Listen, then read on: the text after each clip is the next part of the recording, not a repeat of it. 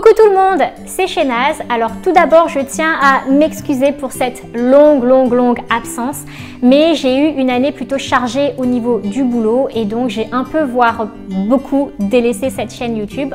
Pardon encore une fois.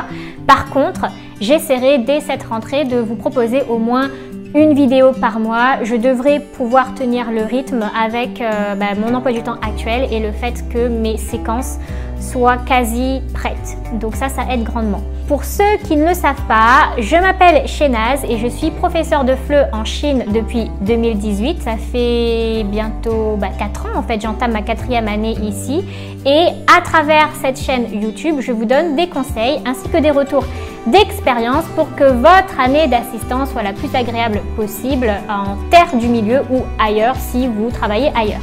Alors aujourd'hui je vais vous parler du carnet de participation, c'est ce dont je devais vous parler il y a quoi 9 mois 9-10 mois, bientôt 1 an en fait que j'ai déserté YouTube. Bref, je reviens donc sur ce sujet que je devais traiter il y a très longtemps. Être assistant de FLE, c'est bien beau. Par contre, lorsqu'on débute et lorsqu'on se retrouve dans la fosse aux lions sans avoir été par exemple enseignant avant, sans avoir fait de stage ou autre, on est complètement perdu et ça se comprend. On a beau aussi nous dire que la gestion de classe, ça s'apprend sur le terrain, ce qui n'est pas faux, mais bon, sympa du coup quand on commence. Moi, je vais vous parler en fait du carnet de participation. C'est ce que j'ai mis en place l'année dernière et tout au long de l'année, j'ai pu voir une nette amélioration de ma classe et ça a été très concluant.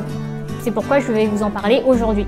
C'est quoi ce fameux carnet de participation? C'est tout de suite.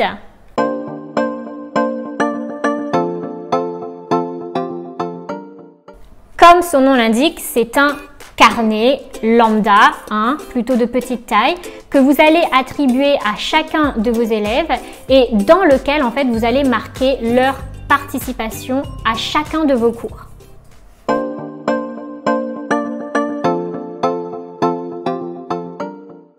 Alors, vous pouvez vous-même choisir ce dont vous voulez comptabiliser dans ce carnet.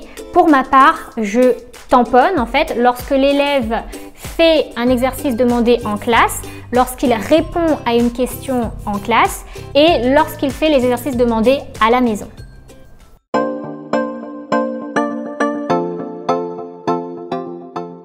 Il vous faut évidemment un carnet et puis moi j'utilise un tampon et de l'encre. Ouais, voilà. Alors, vous auriez pu utiliser des stickers ou même un stylo. Par contre, je me suis dit qu'avec le stylo, l'élève peut potentiellement tricher et lui-même marquer sa participation. Pour les stickers, j'adore les stickers, je trouvais ça chouette, mais ça allait être fastidieux à mon sens d'en décoller et d'en coller à chaque fois lorsque les élèves participent. Et puis, le fait que j'ai des classes de 40 à 52 élèves, je me suis dit laisse tomber. Donc le tampon s'est avéré le choix le plus judicieux pour moi. Par contre, faites comme vous voulez. Je laisserai les liens de ces objets en description.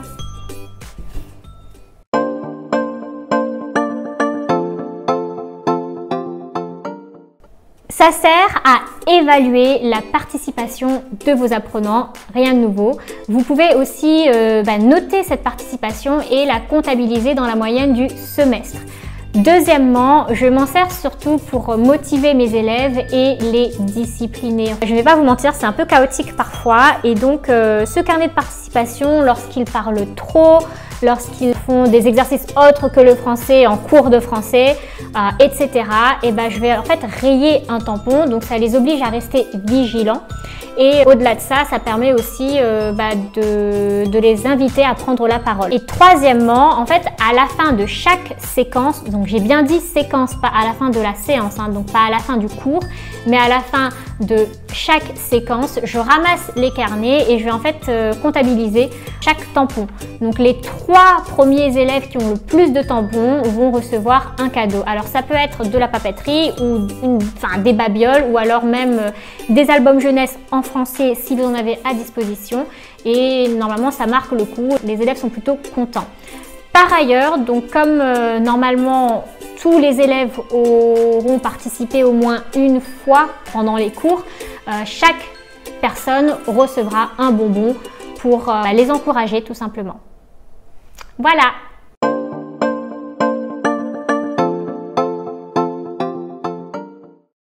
Ça fait 3 ans que j'enseigne dans la même école en Chine. Au tout début, je n'avais pas de contrat de classe, je ne donnais pas de devoirs parce que c'est propre à mon établissement. Le FLE est enseigné comme un cours en périscolaire. Alors je m'explique, c'est un cours destiné aux meilleurs élèves de tout l'établissement. Il est obligatoire sans vraiment l'être. En fait, il ne compte pas dans la moyenne du semestre, mais ces élèves sont obligés d'assister à ce cours. Il ne prépare pas non plus d'examen officiel comme le DELF. Mes seules directives sont de divertir les élèves en leur apportant des connaissances sur la langue française et la culture française. Donc vous vous doutez bien que mes élèves ne voient donc pas le français comme un cours à part entière et qui sont tellement pris d'assaut par les autres cours qui sont beaucoup plus importants à leurs yeux que le français, ils s'en fichent un peu. Et ça ne compte pas dans la moyenne, donc pourquoi est-ce qu'ils s'investiraient dans mon cours ? Du coup, j'ai beaucoup ramé à élaborer un programme avec des objectifs pédagogiques en essayant d'y incorporer des activités ludiques. Mine de rien, les supérieurs sont là à dire « Bon ce serait bien qu'ils atteignent le niveau du CE-CRL, mais en même temps, il faut que tes cours soient fun. » Bref, j'ai eu beaucoup de mal à avoir leur attention en classe pour la seule et simple raison qu'ils ne voulaient pas vraiment apprendre le français et qu'ils auraient par exemple préféré avoir un cours un peu plus distrayant et moins prise de tête comme la danse, la musique ou les arts plastiques quoi. Alors, lors de ma première année, pas de devoirs, pas de règles de vie de classe, je m'étais dit que j'allais garder le cours de FLE comme un cours ludique et pas prise de tête pour ne pas effrayer les élèves. Le problème, c'est que j'avançais à la rapidité d'un escargot. Donc, à titre d'exemple, mes élèves ont pris un semestre entier pour apprendre à dire la date. Dans tout ça, j'avais fait des cours sur se présenter brièvement, Halloween, un calendrier de l'Avent pour Noël, etc. Mais en réalité, mes élèves étaient incapables d'aller plus loin que je m'appelle, blablabla, j'ai tel âge, je suis chinois, ça va, merci, au revoir. Alors, à la fin de l'année, ils n'avaient même pas le niveau A1, ils ne savaient pas lire en français. Pour le coup, à l'oral, ils cartonnaient, mais à l'écrit, c'était catastrophique et la lecture, n'en parlons même pas. Ils s'étaient amusés durant mes cours, certes, mais aucune progression au niveau du programme. Programme que j'élaborais moi-même en plus, donc il n'y a pas de programme officiel.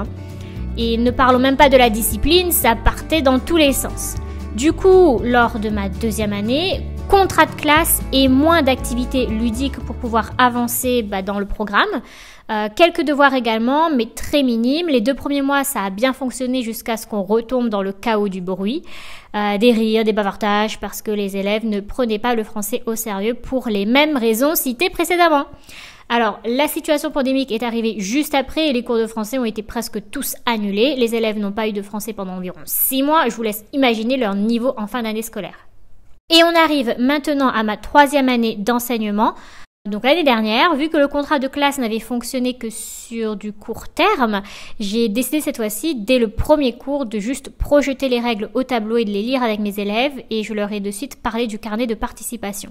Alors je cherchais une méthode qui puisse capter un peu leur intérêt sans pour autant devoir donner des sanctions, mais basée plutôt sur un système de récompense. Et c'est là que cette idée du carnet de participation m'est venue.